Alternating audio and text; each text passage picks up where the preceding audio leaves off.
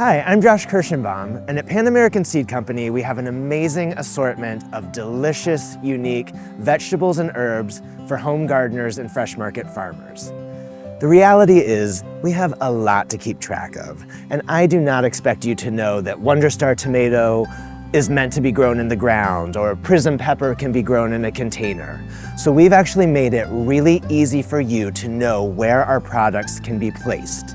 In our catalog, we've categorized all of our products into 4 separate categories. We have basket bites, which are veggies that are meant to be grown in a hanging basket.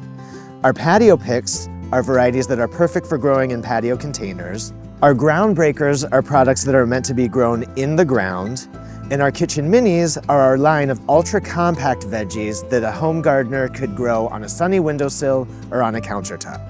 Throughout the catalog, we have put symbols next to each variety to help you know where these products should be placed. For more information, make sure to check out our catalog or visit our website.